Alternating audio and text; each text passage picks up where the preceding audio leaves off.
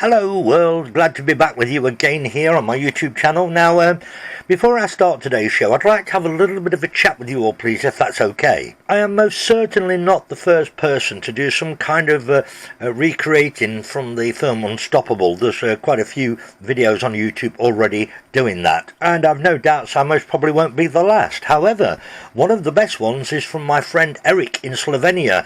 He's done a great recreation of it in a movie or of a video here on YouTube, and I will put the I'll put the link in the description box for you. It's around about 300,000 views as of now, and he's done a real good job of it, and I will be telling you more about Eric as we go through this video. So it's very fair to assume that many of you enthusiasts out there, particularly if you've seen the film Unstoppable and you know the story behind it, that you will already know that it was inspired by a real chain of events. It's also fair to assume that very many of you out there in the world, even if you've seen the movie Unstoppable, will not be aware of how it came about. So let me tell you the story. The real chain of events was a CSX locomotive belonging to the CSX Railroad, of course, and her number was 8888, 48, and she became known as Crazy Eights. Now, this incident actually happened in 2001, and if my memory serves me well, I believe it was May the 15th in 2001. Now, the way this came about, it was actually like an unmanned runaway CSX transportation freight train in the US state of Ohio, like I say, in 2001, and she was an AMD SD40-2. She was pulling a train of, oh Christ, I think it was 47 cars, or wagons as we would call them, including some which were loaded with hazardous chemicals, and ran uncontrolled for 2 hours at up to 51 miles per hour, which is around about 80 odd kilometres. It actually was finally halted by a railroad crew in a second locomotive, which caught the runaway and coupled to the rear. So you can see now how the film Unstoppable was totally inspired by what I've just explained. The film Unstoppable actually basically falls perfectly in line with the way this happened. The engineer got off of the train because he spotted a point was incorrect, and he thought he could get ahead of the train and throw the point and then get back on. He did get ahead and throw the point, but in trying to climb back on, he actually slipped, and I think it pulled him for, I can't remember. It dragged him along the track for quite a way, a good few yards, I must say, and he didn't manage to get back on. Now, he would also have applied the automatic air brake, setting the brakes in each of the train's cars. But as is in normal for infra-yard movements, the air brakes of the train were not connected to the locomotive, and thus not functioning at all. Also, by applying the locomotive's brakes, disabled the train's dead man switch, which would otherwise have applied the train's brakes to cut the engine power. I believe, if I remember this correctly, the engineer also had tried to apply the locomotive's dynamic brake, but I think he failed to do that. He had set the throttle for traction motors to 100%.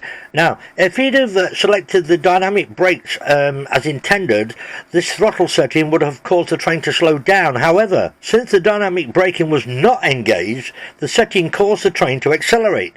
Therefore, the only functioning brake was the air brake on the locomotive, and it was not long before these completely burnt out, trying to slow the train down, of course. Now, again, my memory serves me well. I think the train, unmanned, travelled around 66 miles, thereabouts, 100 odd kilometres, something like that. I think it was south through northwest Ohio with no one at the controls. As in the film Unstoppable, attempts were made to derail the train using portable derailing devices, but that failed, and the police also shot at the emergency fuel cut-off switch, which had no effect because the button's got to be pressed for several seconds before the engine is starved of fuel and shuts down. So that was a complete and utter failure. So, having now told you the basics behind the real incident back in 2001, just sit back and relax for a minute or so and watch this footage that I've managed to obtain of the actual incident happening. A freight train speeds down the track near Toledo, Ohio. But a closer look reveals a scary sight. No one is at the throttle. A half-witted controller fell asleep at the switch down at the train yard, and now this locomotive is on the loose. And to make matters worse, it's pulling tanker cars filled with highly flammable liquid. We observed several cars that were tanker cars that were displaying hazardous material placards. So how do you stop a treacherous train that's traveling faster than a speeding bullet? You use a speeding bullet. I used a buckshot round to attempt to engage the fuel safety shutoff switch. Turns out the guy who let the train get loose in the first place called Sergeant Glenn with a direct order. Shoot to kill. And guess what? Doesn't work. So the train speeds on. Until finally, a hero comes forward, willing to risk his own life to stop this menace. And he chickens out. So someone else has to do it. Another man jumps aboard, makes his way into the engineer's cabin, and with a mighty pull of the throttle, brings the Iron Giant to a halt, much to the relief of Sergeant Glenn. I did not want to go through this situation again. And it's not likely he'll be asked to. Because the only thing that got derailed today was the train controller's career. And so, enter Crazy Eights. Here she comes. Beautiful model. Now I will point out to you this is a Bachmann off-the-shelf locomotive. She is an SD40-2 in CSX livery, although it doesn't come with the 4.8. I can't remember the original number that was on her, but my friend Eric over there in Slovenia sorted that out for me. Put the Crazy Eights numbers on the side and on the top of the roof and the cab there, and also on the back end. He's done all that correctly. He may have done a couple of other alterations, so I can't remember off the top of my head what, but as always Eric is a perfectionist, and you can clearly see that here, so he's made a great job of it. So there's my SD40-2 Crazy Eights. Brilliant. And something worth mentioning to you, a lot of railway enthusiasts over there in the States, Ohio area of course, it's been offered to try and get her to preserve her, but apparently CSX didn't think that it was worth doing that, and I think she's been converted, or has been converted, to something like an SD40-3. I think that's the correct way of expressing it. But there she is. That's CSX Crazy Eights. Here she is again then, but this time she's pulling a rake of freight, HO freight. So it's bring her through slowly for you to have another look. Yeah, pretty nice locomotive this. Typical Bachmann quality of course. There she is, you've already seen her, so we'll just take a slow sweep across, show you the freight. Now guys, I've got two very big boxes full of HO American Canadian type freight, and one of them is relatively easy to get to, the other one is really difficult to get to. It's underneath the layout, right at the back in the corner. So I've just pulled all these out, bit of mix and match. I didn't spend any time on looking for anything specifically accurate with names. That kind of caboose with the searchlight on there was something I spotted a while ago. I kind of like the look of it, so I bought it and changed the bulb and put an LED in along with my anti-flicker circuit, and yeah, so a quick sweep across here. I'm not actually quite sure what that caboose type wagon with the searchlight is for, so maybe somebody over there on the other side of the pond can tell me, but there we go. So it's a few freight wagons on just to make it look reasonable and respective, and yeah, here she comes again. We'll stop her at the front in a minute. That looks pretty cool. Love the searchlight anyway, lovely and bright now. Yeah, we'll get around once more and then to a stop for you. Yep, all looking good. Yeah, bringing her across, grind her to a halt, and there she is, stopped. Right, it's time to bring in the star of Unstoppable. And here then she is, the beautiful SD40-2, absolutely beautifully done by Eric, number 1206. Oh, come on guys, just look at this. I mean, oh, look at the detail. Eric is so good at what he does. Right, let me tell you a few things about her. First of all, I'm not sure what brand this one is. Eric tends to get hold of brands or damaged ones, and then sort of kind of rebuilds them and ends up with what looks like this. Now, the SD40-2 usually has 2 windows in the cab. Some have 3, but in the film Unstoppable it has 4, and Eric has actually done that to this particular model. You can see all the beautiful spray job there, look, on the top and everything.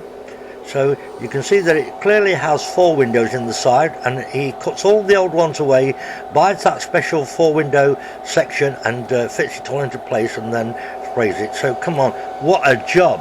Now, she is the star of the film. Obviously 777, 767 are also stars, but this is the one that saved the day. And so, bringing us to the end of this introductory section of the video, here come the 2 beautiful beasts. Here are they? Oh, they are. Oh, they're lovely. Oh, come on, just check these out, guys. Oh, come on, look at these.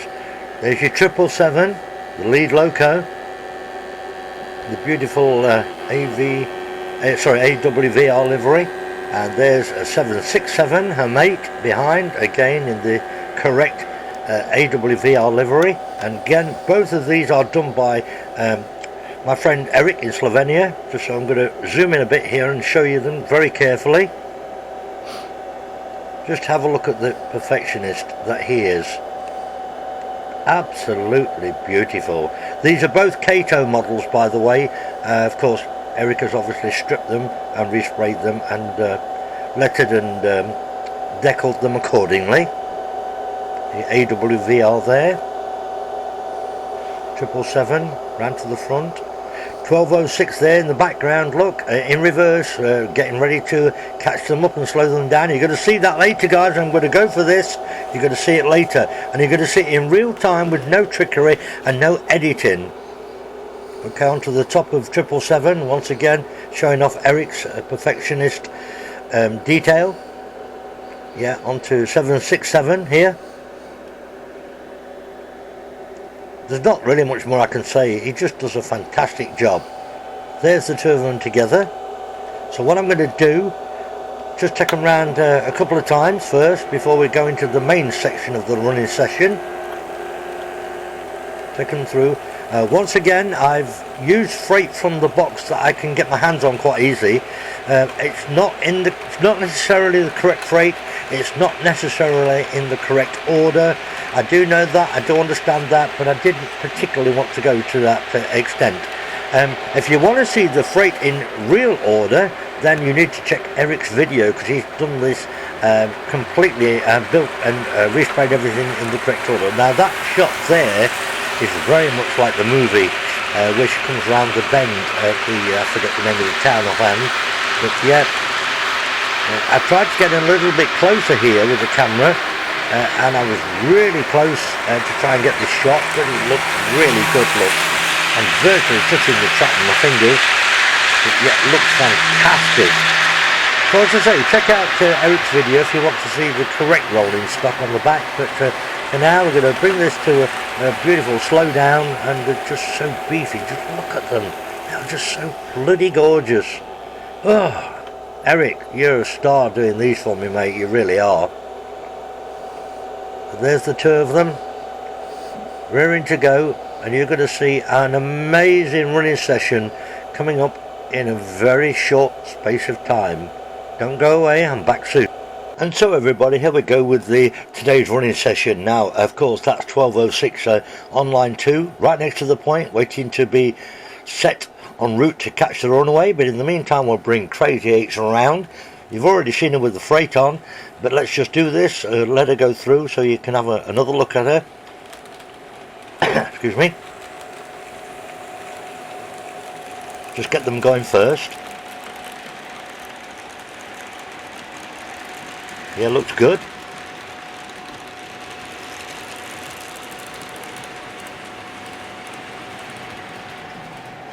Get it through once more.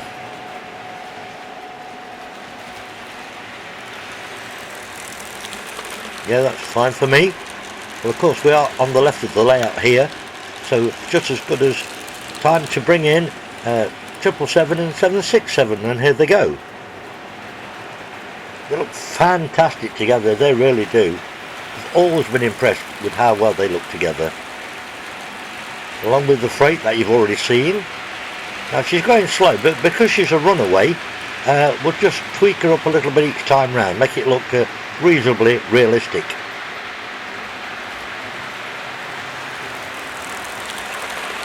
Yeah, I'm cool with that.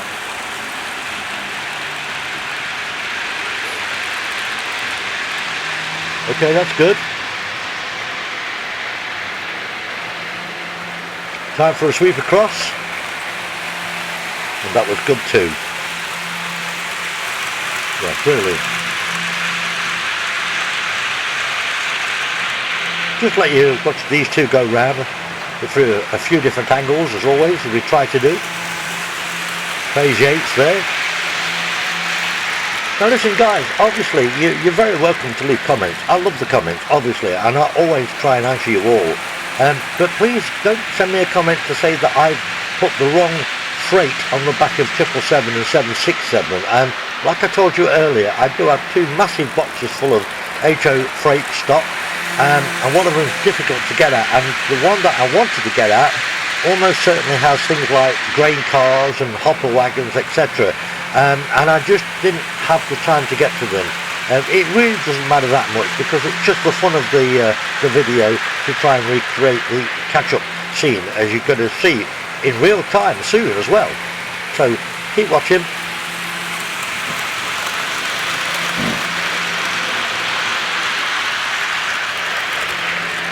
It's almost certain that if I had managed to get at that box, I would have been able to put more accurate freight on compared to the movie Unstoppable. There would be no point of putting 47 items on, because it would be right around the track. As you know, it's not that big. Yeah, I could have probably put more accurate items on, but of course I wouldn't have been able to put them on with the accurate name in of AWVR, because of course I haven't got any. My friend Eric in Slovenia is the man for that. Like I said, I will put the description in the description spot, the link to get to his movie, to see all the trouble he went to completely respray all the correct rolling stock and name and decal them accordingly correctly. Okay, shot from the front and over the top, a little bit like the helicopter shot in the movie. Phase 8 still doing the rounds there. Yeah, and another over the top shot, again like the movie, with the helicopter hovering above.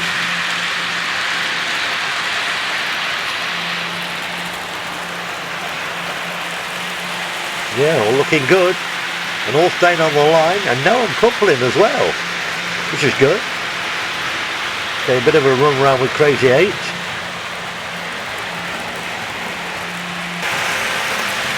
Couple more shots around the track, following the locos around. That's the pair of them there together, of course. Still looking beautiful. Another side shot. 1206 is still waiting to take up chase.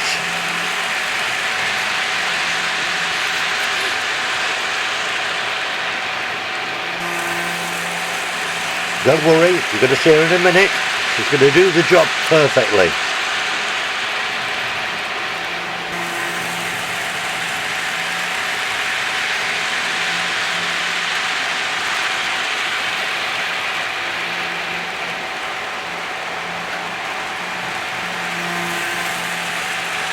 Okay, about a minute in darkness for you. A lot of people say they like to see my layout in darkness, and it was pretty cool with all the lighting on the locos running today, along with the searchlight on the back of the Crazy 8 freight train. It looks really nice.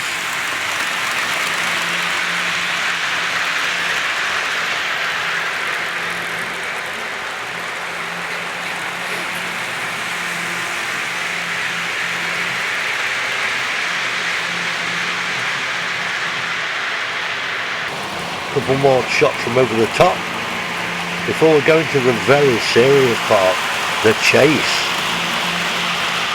Coming up very soon. One more over the top shot here, and then 1206 is going to be let loose. Like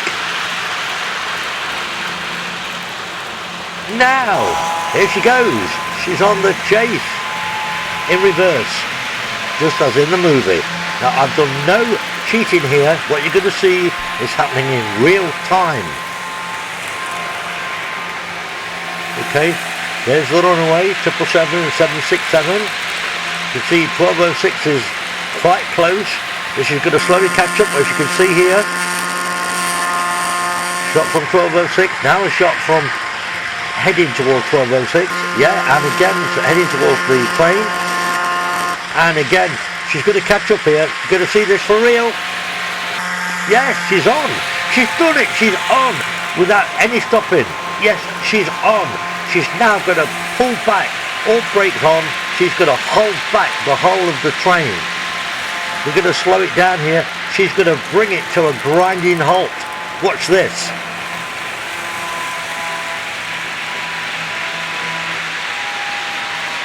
Man, she's doing it. She's doing it. Slowing it down gently. Just as in the movie. Come on, this has to be it.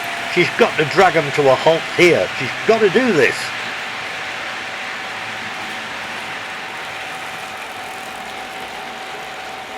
And by Christ, she does. Right just here. Wow, she's done it. She stopped it. She stopped the train. Absolutely brilliant. Fantastic. Last thing to do then is to stop Crazy 8s.